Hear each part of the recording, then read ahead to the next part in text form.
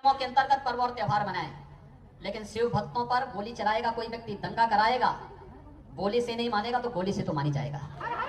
उत्तराखंड मेरी मातृभूमि, मातृभूमि ओ मेरी पितृभूमि, ओ भूमि तेरी जय जयकारा महिमाला। हेलो दोस्तों, आप सभी का स्वागत है मेरे हेमचू पहाड़ी चैनल में। दोस्तों आज आप लोगों ने मेरा थंबनेल देख ही लिया होगा। सावन का महीना चल रहा है और सावन के महीने में हर कोई भक्त, हर कोई श्रद्धालु महादेव को बनाने में लगा रहता है और अपने अपने तरीके से बनाने में रहता है। कोई महादेव को कहीं से जल लेके आता है, जल चढ़ाते हैं, अपने कांवर लेके आते हैं, और कोई अपने घर में शिवाचन कराते हैं, कोई अपने घर में शिव जी का पाठ कराते हैं, कोई रुद्राभिषेक कराते हैं। हर तरीके से शिव जी को अपने अपने तरीके से बनाने लगते हैं। हर गली मोहल्ले शहर हर जगह सावन के माह में भक्तों की भरपूर भीड़ रहती है और महादेव को हर कोई अपने अपने तरीके से बनाने में रहता है। बोला जाता है सावन के माह में महादेव और भक्तों के बीच में केवल कुछ ही फासला रहता है। महादेव अपने भक्तों की बहुत जल्दी सुन लेते हैं सावन में, यह बोला जाता है। दोस्तों मैं आप लोगों के बीच में रखना चाहूँगा कि हमारे देश में सबसे पहले कांवड़ यात्रा की शुरुआत कैसे हुई। दोस्तों कहा जाता है हिंदू परंपरा के अनुसार और हमारे ग्रंथ और पुराणों के अनुसार, जब समुद्र मंथन हुआ था, समुद्र मंथन के दौरान जब समुद्र से जब विष का घड़ा निकला था, उस वक्त जो घड़ा निकला था उस घड़े के विष के कारण सभी देवता लोग त्राहिमाम त्राहिमाम करते हुए इधर उधर भागने लगे। तब सभी देवता लोग महादेव के पास गए, महादेव से कहा प्रभु आप ही इस जल को विष को धारण कर सकते हैं। तो महादेव ने वह विष पकड़ा सभी देवताओं के कहने पर, और महादेव ने वह विष पी लिया। जब महादेव ने वह विष पिया तो विष के कारण महादेव का कंठ पूरा नीला पड़ गया। तो महादेव नीलकंठ चले गए। नीलकंठ जाने के बाद महादेव ने समाधि लगाई, वहीं प्रभु ध्यान मगन हो गए। तब उनका भक्त रावण ने जल उठाया। जल उठाने के बाद उड़ा महादेव ने पहली बार जल का अभिषेक महादेव को कराया। बोला जाता है वहां से कांवड़ यात्रा की शुरुआत हुई। कुछ लोगों और विद्वानों का मानना है कि महादेव के परम भक्त परशुराम जी ने सबसे पहले जल महा के बागवत के पार उड़ा महादेव ने जल का अभिषेक किया था परशुराम जी ने। बोला जाता है यह जो जल लेकर आए थे गढ़मुक्तेश्वर से जल उठाया था, जिसे आज भी वहाँ के लोग ब्रिज घाट के नाम से जानते हैं। कुछ लोगों और संत और महात्माओं का मानना है कि जो सबसे पहले कांवड़ यात्रा की शुरुआत करी थी वह भगवान श्री रामचंद्र जी ने करी थी। श्री रामचंद्र जी ने बिहार के सुल्तानगंज से जल उठाकर भगवान शिव जी पर जल अभिषेक करा था। दोस्तों काफ़ी लोगों का यह मानना है कि सबसे पहले जो कांवड़िए थे वह श्रवण कुमार जी थे। श्रवण कुमार जी ने अपने माता और पिता को हरिद्वार से तीर्थ यात्रा कराते हुए जब वह जल लेकर आए और उनने अपने नज़दीकी क्षेत्र में भगवान शिव का जल अभिषेक करा था, तब से बोला जाता है वहाँ से कांवड़ यात्रा की शुरुआत हुई। मैं आप लोगों को बताता हूँ कि कांवड़ कितने प्रकार की होती है और इसे कैसे कैसे ले के आया जा सकता है। दोस्तों जो सबसे पहले नंबर पर होती है वह होती है सामान्य कांवड़। सामान्य कांवड़ दोस्तों कोई भी व्यक्ति लेके आ सकता है और बड़ी आसानी से लेके आ सकता है। दोस्तों जहाँ मर्जी वह विश्राम करना चाहे वह कांवड़ स्टैंड पर कांवड़ रख के और अपना विश्राम कर सकता है, और जब वह सही हो जाए तो वह अपनी यात्रा दोबारा प्रारंभ कर सकता है। दूसरे नंबर पर आती है दोस्तों खड़ी कांवड़। खड़ी कांवड़ होती है दोस्तों वह बड़ी टफ कांवड़ होती है। दोस्तों यह जहाँ मर्जी वहाँ नहीं रुका जा सकता है। दोस्तों जब आपको विश्राम यदि करना है तो जब आपके सहपाठी आएंगे वह उस कांवड़ को पकड़ेंगे। कांवड़ पकड़ने के बाद वह कांवड़ को इधर उधर झुलाते रहेंगे और उस जो भगत होंगे भोले होंगे वह उस बीच में आराम कर सकते हैं। दोस्तों तीसरे नंबर पर आती है डांडी कांवड़। दोस्तों डांडी कांवड़ जो होती है वह बड़ी टफ कांवड़ होती है। आमतौर पर बोला जाता है इसे 2 या 1 महीना लग जाता है। जब कोई व्यक्ति जितनी लंबी दूरी तय करना चाहे तो वह इस कांवड़ को लाने में काफ़ी लंबा टाइम लगता है। दोस्तों इसे लाने के नियम ऐसे होते हैं कि जैसे आपका पूरा शरीर की लंबाई है, आप पूरा ज़मीन पे लेटे हुए, उसके बाद फिर वह नापते हुए अपनी यात्रा को पूरा जहाँ तक आपने जो संकल्प आपका लिया हुआ है आपको वहाँ पर जल अभिषेक महादेव का करना होता है। दोस्तों बड़ी कठिन बोला जाता है, सबसे कठिन यात्रा यही होती है दोस्तों।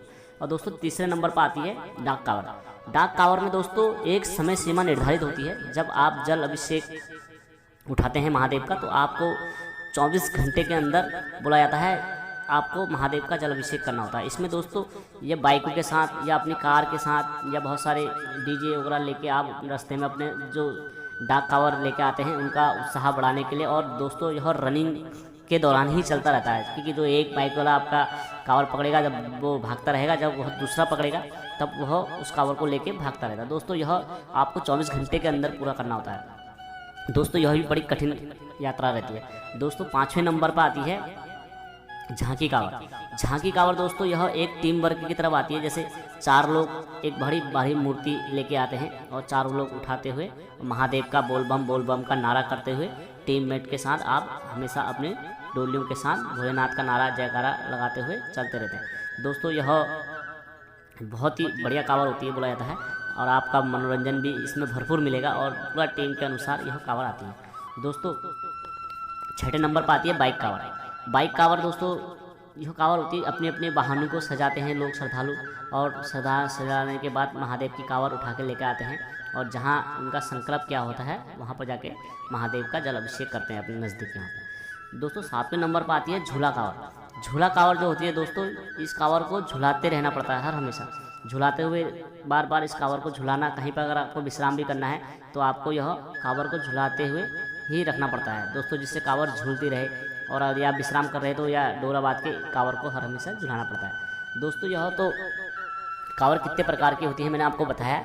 अब दोस्तों कावड़ के दौरान जब आप कावड़ लेके आते हैं, जब आप इतनी मेहनत करते हैं, मेहनत के दौरान आपको जो रास्ते में जो नियम होते हैं बड़े कड़े होते हैं।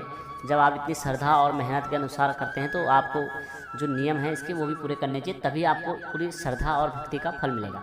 दोस्तों सबसे पहला जो नियम होता है इसमें दोस्तों वह ये होता है कि आपको मांस, मदिरा और नशा और तामसिक भोजन का इस्तेमाल नहीं करना है दोस्तों, ये बहुत अधिक वर्जित होता है।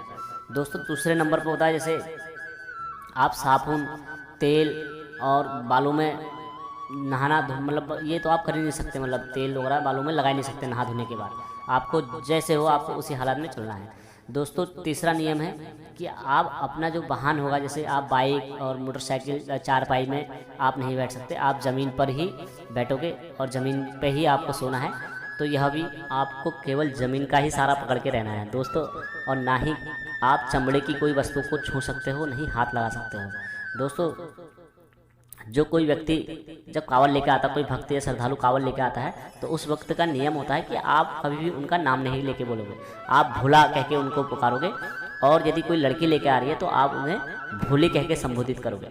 तो दोस्तों यह तो नियम है। जैसे आप कावड़ लेकर आ रहे हो तो आप सर के ऊपर से भी कावड़ नहीं लेके आ सकते, ये भी वर्जित है कि आप सर पे कावड़ लेकर नहीं आ सकते, आपको कावड़ कंधे पर ही लेके आनी है। और दोस्तों जब आप कावड़ लेकर आते हो तो पेड़ के नीचे भी नहीं रखते हैं बोलते हैं कावड़ को, और जब भी आप कावड़ को पकड़ोगे अपनी तो आप स्नान करोगे कावड़, जैसे आप सोने के बाद जब भी आप उठोगे तो स्नान करोगे। जैसे आप बाहर वगैरह शौचालय वगैरह जब भी जाओगे तो आप स्नान करके ही और कावड़ की पूजा करोगे, धूप अगरबत्ती जलाओगे, उसके बाद आप कावड़ को अपनी पुनः पकड़ के आप यात्रा प्रारंभ करोगे। तो दोस्तों हर जगह की अपनी अपनी मान्यताएं होती हैं। बोला जाता है कि अपने अपने जगहों से जल उठाया जाता है। जैसे हमारे उत्तराखंड में आप इन क्षेत्रों से जल उठा सकते हो, जैसे गंगोत्री हो गई, गौमुख हो गया, बद्रीनाथ हो गया, केदारनाथ हो गया, आप इन जगहों से जल उठा सकते हैं दोस्तों। हरिद्वार हो गया, और नीचे यूपी साइड में आप सुल्तानगंज हो गया, गढ़मुक्तेश्वर हो गया, सुल्तानगंज हो गया, हर जगह से मतलब अपने अपने क्षेत्रों की मान्यताएं हैं, जहाँ जहाँ से आप जल उठा के आप महादेव का पैदल यात्रा, कितनी दूर से अपने जो नज़दीकी क्षेत्र का मंदिर होता है आप वहाँ पर जाके महादेव को जल अभिषेक करके महादेव का अभिषेक कर सकते हैं। दोस्तों कहा जाता है जो कोई व्यक्ति महादेव की सावन के महीने में पैदल यात्रा करते जाता है और बम बम के नारे लगाते जाता है तो बोला जाता है उसे 100,000 अश्वमेध यज्ञ एक एक कदम के साथ उसे उस फल की प्राप्ति होती है।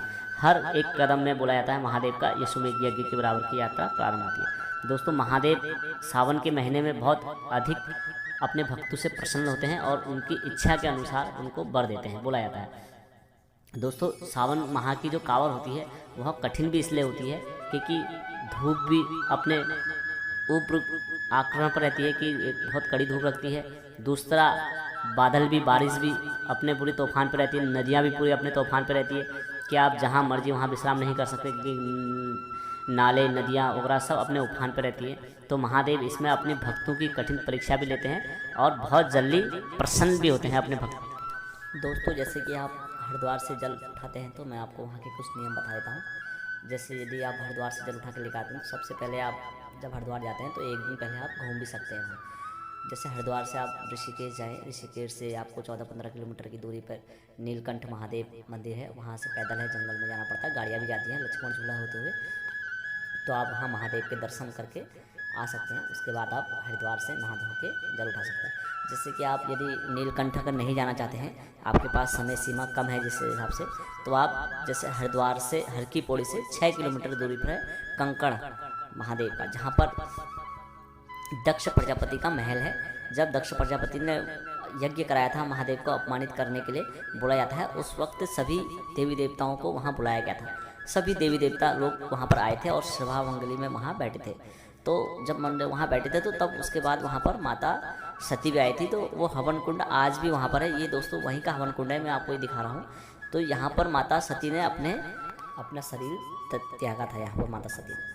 और सभी महादेव और फिर वीरभद्र वगैरह आपने सभी कहानी सुनी है दोस्तों। यहाँ पर युद्ध भी होता है तो दक्ष प्रजापति को मार भी देते हैं महादेव, तो फिर उनका बकरे का सर लगाते हैं और बम बम बोले का नारा भी होता है। तो दोस्तों यहाँ पर थोड़ी सी दूरी पर, यहाँ पर थोड़ा सा नीचे आओ तो गंगा माँ बाहर बहती है, पूजा करते हुए आप यहाँ से जल उठा के सभी देवी देवताओं को स्नान करा सकते हैं सुबह सुबह। दोस्तों मैंने भी यहाँ पर जल उठा के सभी देवी देवताओं को स्नान कराया था। तो दोस्तों आओ मेरे साथ तुझे।